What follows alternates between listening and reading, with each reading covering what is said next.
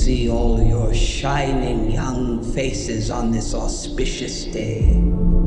I am Dr. Volumnia Gall, your humble head game maker in charge of the War Department and all its affiliated concerns.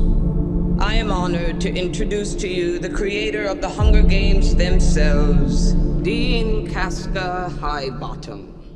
I have summoned you all here today for the 10th annual reaping ceremony, in which we choose 2 children from each district, throw into the capital arena to fight to the death in the Hunger Games. I am here to tell you that there has been a change this year. One final assignment to prove your worth. It's a story that takes place 64 years before the first installment of the movies and focuses on young Snow. Look at you. Your makeshift shirt and your too tight shoes, trying desperately to fit in, when I know the Snows don't have a pot to piss in. Snow is being groomed to become the man he becomes. As a mentor, your role is to turn these children into spectacles, not survivors. Persuade them to perform for the camera. Lucy Gray, the one who Snow becomes the mentor for and also falls in love with, there's a very naturalistic quality to her, but she's a charmer. She's a musician. She's a performer. She's kind of the anti-Katniss. She's part of the Covey, this kind of roving band of musicians. Snow's never met anybody like her. That romance between them makes Snow question everything he was raised to believe. I think there's a natural goodness born into us all. You know, really, you can either cross that line into evil or not. And it's our life's work to stay on the right side of that line. Part of the love story starts to fall apart, and that is part of the creation of who he becomes.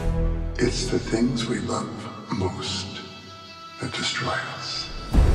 Most everybody that I work with is coming back. Trish Somerville is doing the costumes for this movie. Joe Willems, who shot Catching Fire, the Mockingjays.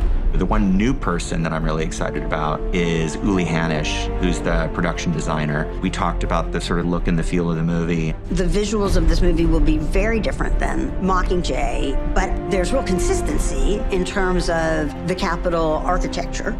We get to sort of reinvent the world of Panem, to sort of deconstruct what the games are that we're sort of used to and go back in time. It wasn't until I read it that I saw how much music was actually in here. And we met with Dave Cobb. He's a fantastic songwriter and producer. It's going to be fun to take all this history of British Isles music and Southern music and mash it all together in this dystopian way in this future. James Newton Howard. It's my 4th Hunger Games film with him. The musical opportunity is great. Relationships are very powerful in the movie. The good and the bad are very clearly laid out.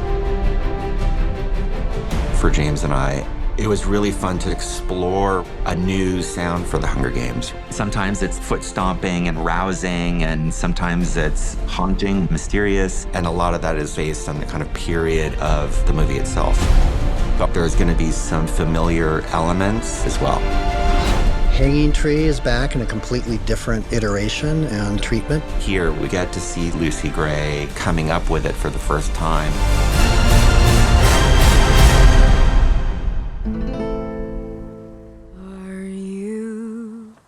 Are you coming to the tree where I told you to run so we'd both be free? Strange things did happen here, no stranger would it be if we met up at night.